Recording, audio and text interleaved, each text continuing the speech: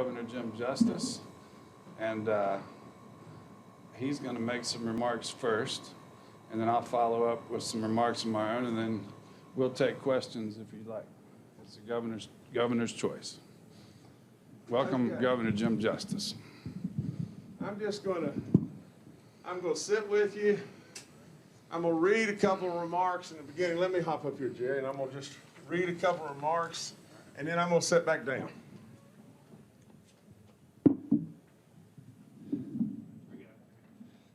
I normally don't read much, but it's probably best to read this.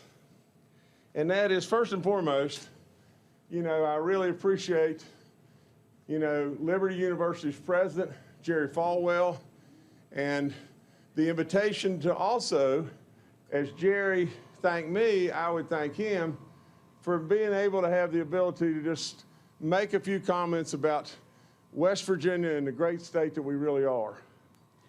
I would say that a long time ago, the infringement of fundamental values is what really created the beginning of West Virginia. Now, in doing so, the government of Virginia was probably significantly out of step, and therefore, all of a sudden, counties moved and West Virginia was formed. Now, in 1861, West Virginia's first constitutional convention included 39 counties within the borders of the proposed new state, but also named an additional 7 counties, all of those that were adjacent to those 7 counties that would be eligible for inclusion if the people of those areas voted to be part of the new state. Now, when West Virginia's Constitution was drafted later that year, the number of counties was intentionally unlimited, with an invitation for Virginia counties to vote to join West Virginia, along with a statement that, and here's the statement, additional territory may be admitted into and become part of this state with the consent of the legislature. Now, I'm going to sit down now, and I'm going to just talk to you. West Virginia is an incredible state, and West Virginia is truly on the move. We're doing a lot of good stuff. We've got great people. We've got 4 incredible seasons. We have natural resources beyond belief in coal, oil, gas, timber, water. And we're located within a rock's throw of 2/3 of the population of this country. In addition to that, we're a loving, good people, faith-based people, people that really know the difference between right and wrong, and people that are family-oriented, people that are loving and will absolutely embrace anyone and everyone. Now, along the way, and I'd like to just hold on to this just one second. Along the way, there has been at least some questions come up from the standpoint of resolutions from within our legislature. The great Senator Charlie Trump, a great delegate, so many people have come up with resolutions that have basically said, if you're not happy where you're at, come on down. I would say exactly just that. If you're not truly happy where you are, we stand with open arms to take you from Virginia or anywhere you may be. We stand strongly behind the Second Amendment, and we stand strongly for the unborn. There are so many great things about West Virginia, and we're on the verge of moving in a way that you can't fathom. Just imagine tourism in West Virginia with a growth rate of 58% higher than the national growth rate right now. Imagine the stuff that we've done for the elderly, the hungry, the veterans. Our commitment is so strong in every way for standing up for what we think is just right. I've got to say this.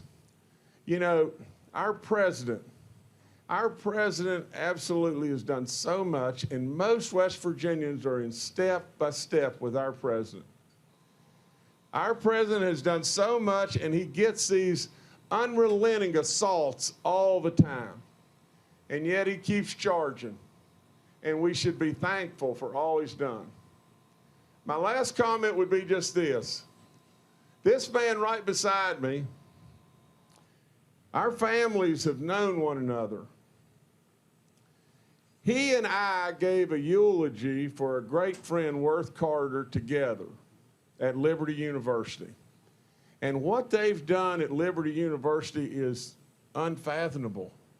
They've grown beyond belief, and they've done incredible work.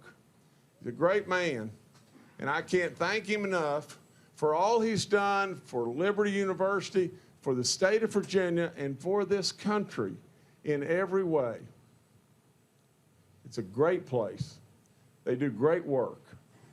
It reminds me so much of how I look at West Virginia in every way.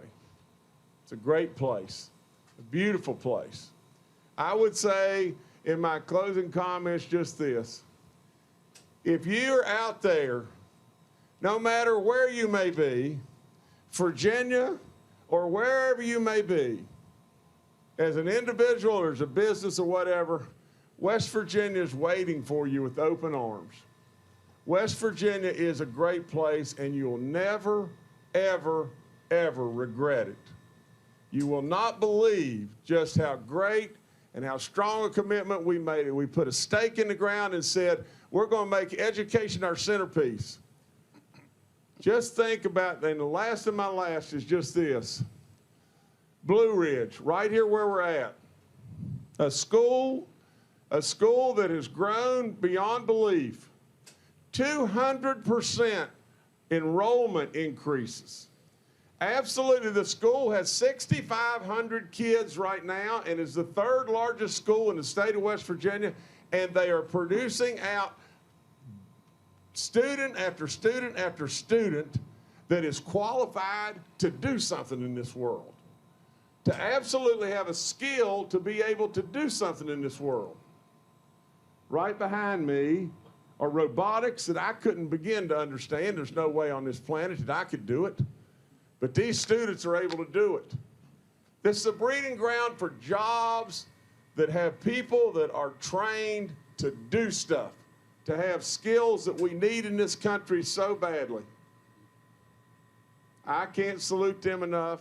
I can't salute this great man right here and his wonderful family enough and that great university. I can't salute our president enough. And I can't tell you how much I love West Virginia. And I'll end by saying there may be somebody out there that loves it as much, but there's nobody that loves it more.